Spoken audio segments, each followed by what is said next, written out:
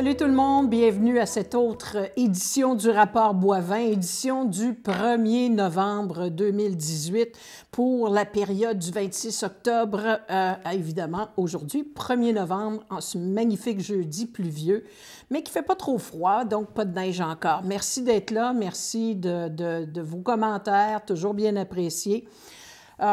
La semaine dernière, je vous parlais de colis piégés. Ça a fait beaucoup sensation. Pourquoi aux États-Unis? Parce que, et ici aussi, au Canada, parce qu'on ciblait des partisans démocrates et des adversaires, si on veut, du président Trump. Et ça, c'était à une couple de semaines là, des élections de mi-mandat qui s'en viennent la semaine prochaine. Et on trouvait tous ça bien terrible. On s'est réveillé samedi matin avec, encore une fois, une histoire de tuerie. Cette fois-là, un homme, Robert Bowers, qui s'est présenté à une synagogue,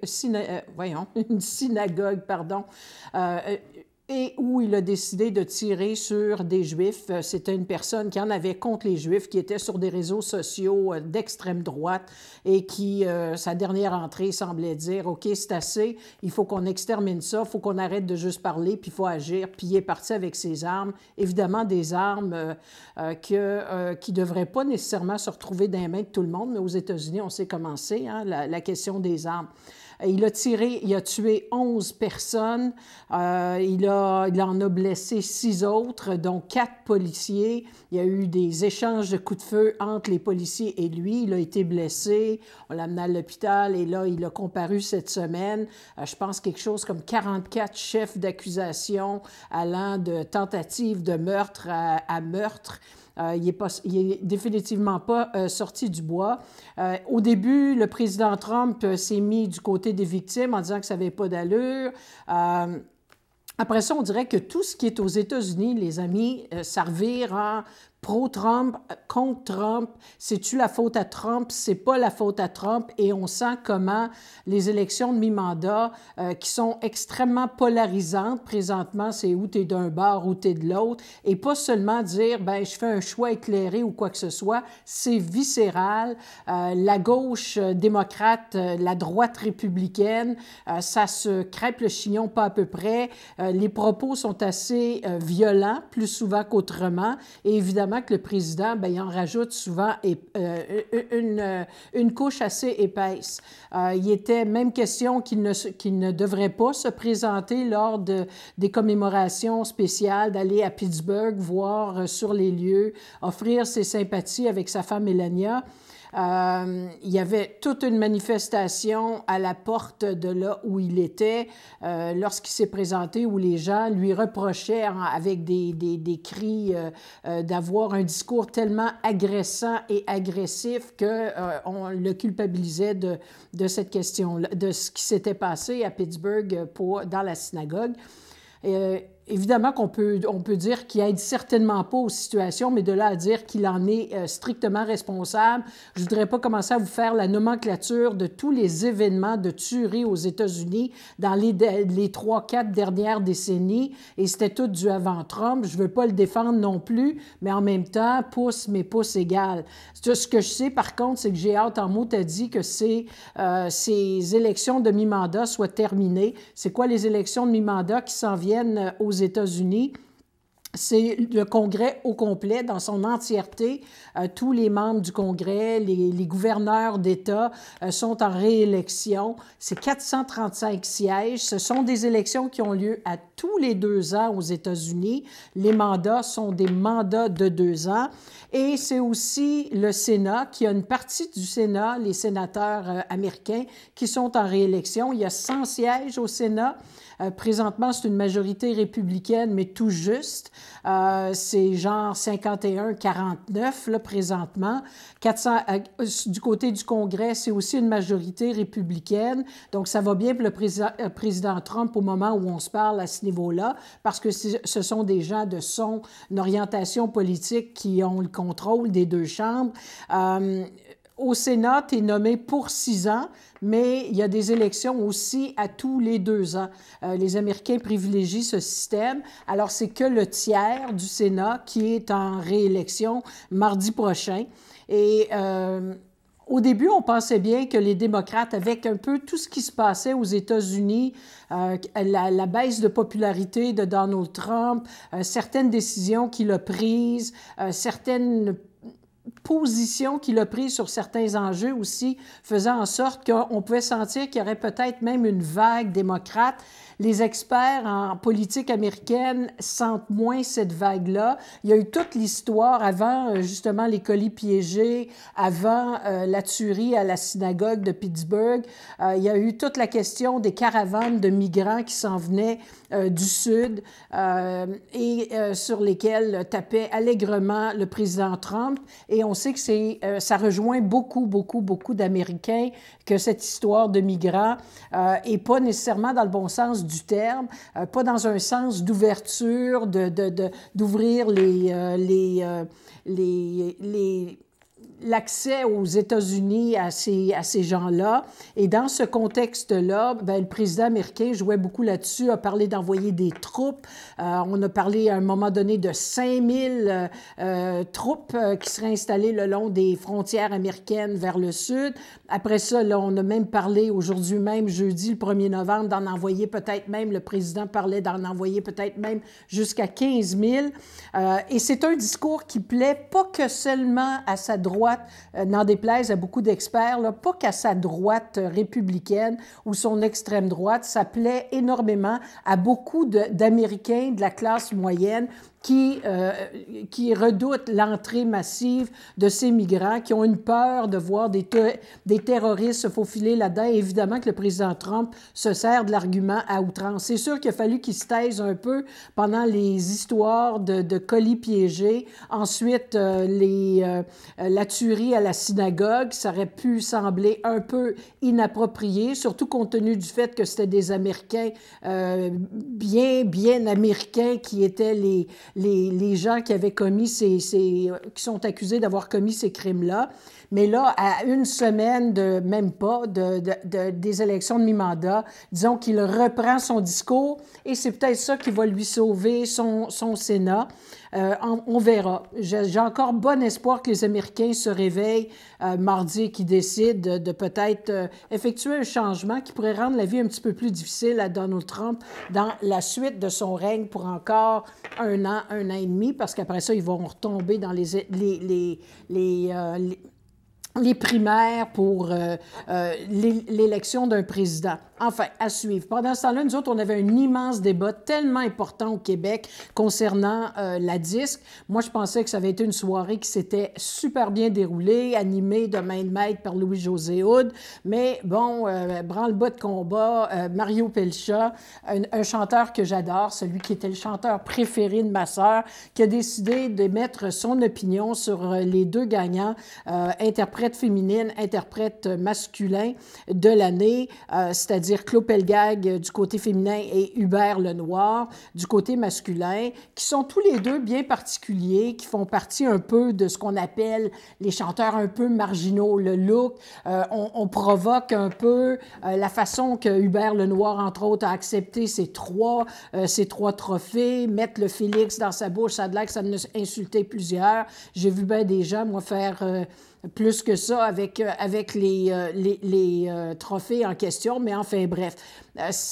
Tous les goûts sont dans la nature, c'est ce que je dis toujours. Par ailleurs, de là à descendre Mario Pelcha parce qu'il a émis son opinion ou à descendre Claude Pelgag parce qu'il a répondu, moi, je pense qu'ils peuvent très bien, chacun y mettre leur opinion, puis c'est en partie le public et en partie l'industrie qui les ont nommés et élus comme gagnants. Alors, on va s'incliner. Je suis convaincue que toute cette controverse, alors que Mario Pelcha aurait préféré voir, par exemple, une Guylaine Tanguay gagner du côté féminin, bien, je suis convaincue que par le fait qu'il a remis les réflecteurs sur Claude Pelgag puis Hubert Lenoir, il y a des gens qui n'ont jamais écouté leur musique qui vont aller le faire de ce pas. En tout cas, c'est ça nos débats, nous autres au Québec. On n'est pas si mal en point que ça. Grève tournante à Post Canada, je vous en avais parlé un peu dans les dernières semaines que ça s'en venait. Il y en a eu dans plusieurs villes et aujourd'hui même, jeudi 1er novembre, ça rejoint l'Outaouais. Ce sont les facteurs, factrices du coin qui sont en grève. il y a un petit côté malheureux. Moi, je dis toujours que les grèves, là, il n'y a jamais de gagnant avec ça. Il va falloir qu'il se passe quelque chose. Il va falloir que les médiateurs nommés par la ministre du Travail fédéral embrayent, assoient les deux parties. Puis il va falloir que les deux parties mettent de l'eau dans leur vin. Historiquement, je vous dirais que Post Canada, à mon point de vue, puis c'est mon point de vue, fait que je le partage, vous en ferez bien ce que vous voudrez. Mettons que la société Post Canada ne fait pas toujours dans la dentelle. Alors, il faudrait peut-être que le médiateur ou quelqu'un, même au niveau gouvernemental, même si ce n'est pas à eux de régler ce dossier-là, parle dans le casque de la société Post Canada. Parce que ça fait mal aux petites entreprises qui encore, parce que les plus grosses fonctionnent d'autres façons, il y a d'autres moyens de pouvoir faire affaire, mais pour des petites entreprises, des fois, ils attendent des chèques, ça peut faire mal et il faudrait peut-être juste essayer de régler ça le plus rapidement possible. On n'est pas loin de Noël, alors encore plus. Et chaque fois qu'il y a des grèves, je dis toujours, tu ne fais que prouver que ton travail est peut-être pas si essentiel car ça peut perdurer. Mais au moins, ce que j'apprécie du côté du syndicat, c'est que ça se fait par grève tournante, donc c'est moins généralisé, c'est moins long et les dommages sont peut-être moins complexes.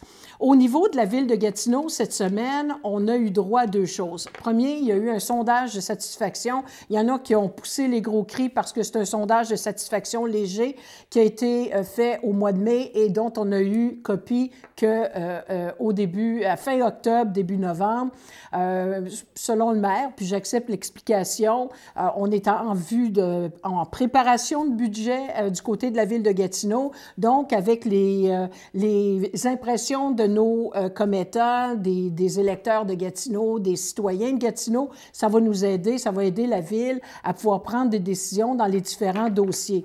Évidemment, les mal-aimés, c'est toujours la question de l'entretien, le déneigement. Il n'y a pas de grosses surprises à ce niveau-là. Ça a été fait en mai, donc pas tellement longtemps après l'hiver. C'est toujours difficile, mais des fois, on ne s'aide pas comme citoyens de quartier là, qui laissons nos chars dans les rues. On va s'espérer un hiver un petit peu plus tranquille.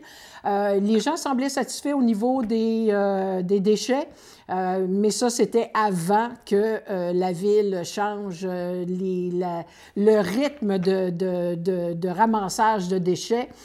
Alors, ça sera certainement à suivre. Je ne sais pas c'est quoi la valeur d'avoir un sondage fait si longtemps alors qu'il y a eu des décisions qui ont été prises à d'autres niveaux. Il y a un rapport qui a été sorti par Gilles Carpentier qui devait faire l'étude de tous les chefs de dépenses, revenus de la ville, qui a sorti une chose sur laquelle je veux me pencher parce qu'il n'y a pas grand-chose de concret dans ce rapport-là. On parle de fusionner la STO. Mon opinion est très simple là-dessus. Commencez pas à vous enfarger dans les fleurs de tapis. C'est déjà assez complexe une ville sans se mettre la STO dans sa totalité puis être obligé d'aller changer une loi provinciale. On fait une toute petite pause et on revient. Merci! Grâce à votre appui au service des plaques porte-clés de l'Association des amputés de guerre, tout est possible pour les enfants amputés. Des membres artificiels, des ressources, des séminaires, du soutien moral, d'autres attitudes positives. Tout ça nous vient de l'association. Grâce à votre appui, l'Association des amputés de guerre change la vie des enfants amputés tous les jours. Merci!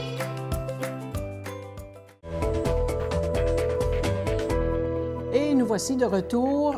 Du côté du Québec, François Legault a eu beaucoup de pression cette semaine à l'effet que les partis d'opposition voulaient absolument qu'ils se rendent à la conférence qu'on appelle COP 24, qui est la conférence des Nations unies sur les changements climatiques.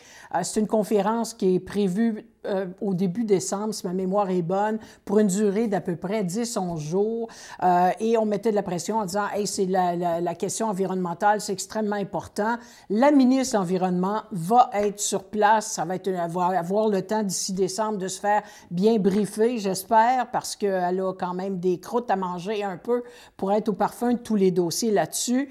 Est-ce que c'était nécessaire? Est-ce que François Legault y aille juste pour faire plaisir aux partis d'opposition puis envoyer le message qu'eux autres voudraient qu'il envoie? Je suis convaincue que s'il avait décidé d'y aller, on dirait « Ah, il s'en va perdre son temps en Pologne, parce que c'est en Pologne que ça va se dérouler. » je peux juste vous dire que dans ces conférences-là, il n'y a pas grand-chose de concret qui se passe. Alors moi, j'aime mieux voir mon premier ministre du Québec ici sur place, alors que ça va être le début d'une nouvelle session avec le gouvernement de la coalition Avenir Québec, des nouveaux ministres. Je pense qu'il faut que le chef, le leader, soit en place pour être en mesure de bien diriger ses troupes. J'apprenais aujourd'hui que juste aller faire les nominations de chefs de cabinet, il n'y a pas une grosse histoire, un grand vécu du côté de la CAQ qui n'ont jamais été au pouvoir, les amis. Alors, pour former les équipes ministérielles, il a fallu qu'ils regardent au niveau expérience du côté d'anciens employés des partis politiques comme le Parti québécois et le Parti libéral du Québec. Ce sont les seuls qui ont été au pouvoir avant la CAQ. Alors, des fois, ça fait toujours un peu bizarre parce que moi, je dis toujours aux politiciens qui se font élire, s'il y a un conseil que je te donne, c'est prends-toi des gens en qui tu as une confiance inébranlable pour travailler de près avec toi. Alors, y a-t-il quelque chose de plus près de toi que ton chef de cabinet comme ministre? Alors, tu peux te retrouver avec, par exemple, le ministre de la Famille, notre ministre de la Famille, ici, Mathieu Lacombe, qui va se retrouver avec comme chef de cabinet un ancien député péquiste. Ça fait un peu spécial, mais je pense qu'il y en avait comme pas le choix. On va espérer que ces gens-là sont suffisamment professionnels pour mettre de côté leur propre, comment je pourrais dire, orientation politique pour bien desservir la population québécoise. Mais c'est quelque chose qui peut aussi changer en cours de temps, malgré que c'est des contrats qui se signent, puis si ça ne fait pas l'affaire, puis tu sacres ça à porte après quelques temps, c'est des primes de séparation. En tout cas, ça peut être coûteux. Fait que j'espère pour l'équipe de François Legault qu'ils prennent les bonnes décisions là-dessus. Mais une rencontre, une conférence à laquelle participera François Legault est celle de Davos, qui est une conférence sur l'économie. Et ça, je pense que c'est extrêmement important que ton chef de gouvernement soit présent lui-même parce que c'est lui qui va envoyer et c'est souvent le meilleur vendeur, c'est celui à qui les compagnies étrangères, les compagnies de d'autres pays avec qui ils veulent pouvoir parler, discuter pour être bien certains avant de s'engager à venir faire des affaires ici. Le dossier pour moi le plus important de la semaine qui fait pas assez de bruit à mon goût, c'est cette histoire qui est sortie, je pense, à la télévision de Global, à l'effet que Statistique Canada, notre Statistique Canada pour lesquels beaucoup de gens se sont battus pour avoir ce qu'on appelle le questionnaire long. Cet organisme pour lequel les conservateurs avaient zéro respect trouvaient que c'était d'une inutilité. Maintenant que le gouvernement libéral de Justin Trudeau est en place, alors ils se sentent probablement beaucoup plus à l'aise de faire toutes sortes d'enquêtes. Puis ça peut être important parce que si je sais combien il y a de francophones à l'extérieur du Québec, ça peut aider des provinces à desservir ces clientèles-là. Si je sais combien il y a plus de personnes âgées à tel endroit, bien, on peut, comme gouvernement, après ça, faire des choses plus ciblées. Alors ça, je comprends tout ça. Mais vous allez m'expliquer pourquoi Statistique Canada peut aller directement aux 9 plus grandes banques canadiennes, institutions financières canadiennes, pour obtenir de l'information sur 500 000 Canadiens qui ne sauront pas que Statistique Canada a demandé, par exemple, à la Banque de Montréal ou la Banque Royale ou à Visa ou à Mastercard d'envoyer des informations sur Monsieur X ou Madame Y à l'effet de comment est-ce que ces gens-là consomment, combien ils dépensent à chaque mois, de quelle façon ils fonctionnent, par guichet automatique, voir les transactions elles-mêmes pour avoir une idée dans quoi ils dépensent. Il me semble que c'est de l'information tellement personnelle et s'il n'y a pas quelque chose de criminel qui est soupçonné, et ça prend des mandats pour pouvoir rentrer dans ces informations-là, mais Statistique Canada peut juste comme ça, en envoyant une lettre aux banques qui ne sont pas très à l'aise avec tout ça, le premier ministre Justin Trudeau qui a défendu un peu la démarche de Statistique Canada, qui a de la misère à obtenir les informations qu'elle aimerait avoir pour pondre ces grands rapports de consommateurs. c'est pas, il me semble, dans la mission de Statistique Canada de commencer à nous dire comment est-ce qu'on dépense. Y a-t-il plus de carnivores qu'il y a de végétariens dans la société canadienne? C'est pas de ces mots-à-dites affaires.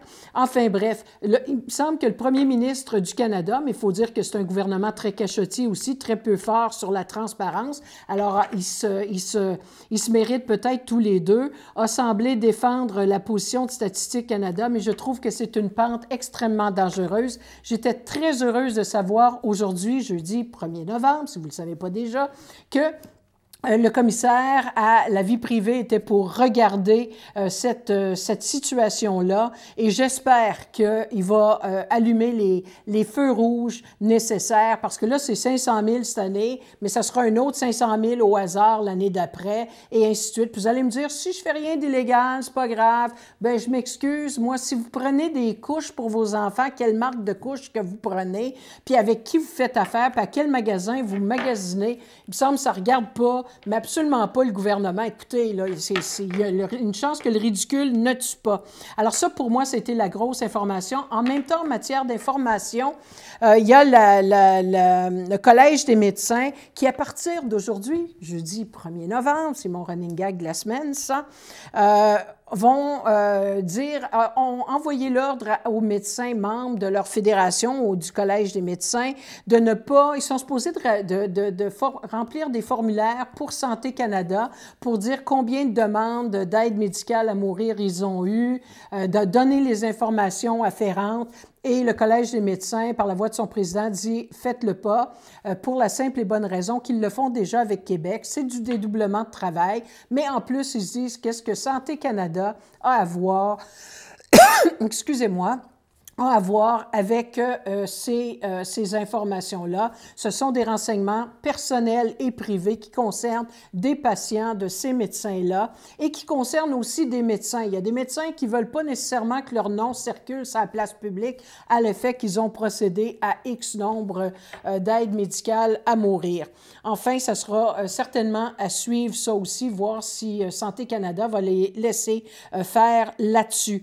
L'autre gros drame absolument extraordinaire au Québec cette semaine, c'était la question de rupture de stock de cannabis. Je trouve, mais ça me confirme tellement ce que je pensais lorsqu'on a mis en vigueur la loi le 17 octobre, à savoir que c'était beaucoup trop vite, on n'a pas réfléchi à tout, on n'a pas nécessairement... L'infrastructure n'était pas nécessairement tout en place, malgré la belle, excusez l'expression, bullshit qu'on s'est fait servir par les producteurs, par la Société québécoise du cannabis. Les producteurs, hey, ils ont ouvert leurs portes. Je me rappelle encore de la belle grosse visite médiatique ici chez Hexo, qui est pas loin des studios de la TVC Buckingham, Basse-Lièvre. Les journalistes sont allés voir ça, hey, les champs de potes à l'intérieur de ces murs-là, c'est extraordinaire. On va être capable de fournir, on est le plus gros fournisseur de la SQDC et on va être capable de livrer la marchandise telle que... Et ça, c'était une semaine avant l'entrée en vigueur. Et même pas une semaine plus tard, pouf! Et là, ils sont en rupture de stock, la SQDC, sont obligés de fermer, ils ne seront plus ouverts 6 jours par semaine. Les commandes sont, comme dirait l'autre, en back-order, sont retardées. C'est absolument incroyable et on ne s'attend pas que même d'ici les prochains mois, à ce qu'on soit en mesure de desservir la clientèle telle qu'on avait promis qu'on serait capable de le faire. Alors, quand on dit que pour Justin Trudeau, c'était une question de limiter le marché noir, le crime organisé. Bien, bravo, M. Trudeau. Bien réussi votre affaire parce que finalement, 4 jours semaine, ça sera la SQDC, 3 jours semaine, ça sera, j'imagine, le crime organisé, le marché noir. Mais pire encore, on apprenait encore une fois aujourd'hui, jeudi le 1er novembre, que dans le cas des demandes de permis pour pouvoir cultiver, produire et vendre, les enquêtes de sécurité, c'est un dossier d'enquête de Radio-Canada qui va passer probablement à la télé de Radio-Canada, qui démontre que les enquêtes de sécurité sont faites un peu sa fly. Et on est en mesure de démontrer qu'il y a même des gens qui sont peut-être un petit peu accoquinés avec le crime organisé qui sont présents à l'intérieur de ces corporations-là. Alors, un gros bordel, à mon point de vue, mal organisé, il y a des villes qui ne sont pas desservies, l'Internet, ça ne fonctionne pas trop. Il y a un bras de fer présentement entre les distributeurs, les compagnies qui ont déjà signé des contrats avec la SQDC, parce qu'ils disent qu'eux autres, c'est pas eux autres le problème, c'est la distribution, c'est compliqué, il faut qu'ils se rendent dans 12 villes. Ben voyons donc, tu sais, je veux dire, moi, si j'achète un produit de Walmart, là, ils vont s'organiser, puis le producteur va desservir et ainsi de suite. J'ai comme l'impression que ça va finir que c'est le payeur de taxes québécois qui va payer le gros prix à l'intérieur de tout ça. En tout cas, à suivre, on n'a pas fini d'en entendre parler. Du côté fédéral, il y a eu une couple de nouvelles. Écoutez, rien qu'au Canada, où on va mettre sur pied une commission avec un commissaire qui va être l'ancien gouverneur général. C'était une bonne semaine pour les gouverneurs généraux du Canada, pour les ex-gouverneurs généraux du Canada. David Johnston, qui était celui avant Mme Payette, vient de se faire nommer par le gouvernement de Justin Trudeau, sans avoir parlé aux autres partis d'opposition, pour devenir le premier commissaire. Devenait à quoi? Au débat. Parce qu'au Canada, on n'est pas capable d'avoir une élection avec des débats de chefs sans mettre ça entre les mains d'un commissaire avec un bureau. 5,5 millions de dollars qu'on va mettre dans ce bureau-là pour qu'ils nous disent qui va participer au débat des chefs, comment ça va se faire, de quelle façon, quel genre de questions, etc., d'un ridicule consommé. À mon point de vue, c'était pour enlever le fardeau des épaules de Justin Trudeau d'avoir à se prononcer sur est-ce que Maxime Bernier doit participer ou non. Et là, c'est le gouverneur général qui va dire « Ah, Maxime Bernier n'a jamais fait élire personne du Parti canadien, populaire canadien, en tout cas, peu importe son nom. Donc, il n'est pas admissible au débat des chefs. Mais Maxime Bernier est le chef du parti, est à la Chambre, n'a pas de siège typique de ce parti-là, mais a été dûment élu, a peut-être une chance d'être élu. C'est l'ex-gouverneur qui va décider là-dessus. Ridicule. L'autre côté ridicule, c'est de savoir qu'on paye encore des millions pour les anciens gouverneurs généraux qui ont des dépenses de bureau. Et pire encore, Adrienne Clarkson qui a reçu de l'argent du gouvernement fédéral pour mettre dans ses fondations de charité, ça me dépasse. Ben d'autres choses, on se donne rendez-vous la semaine prochaine. Bye, je dis plus rien.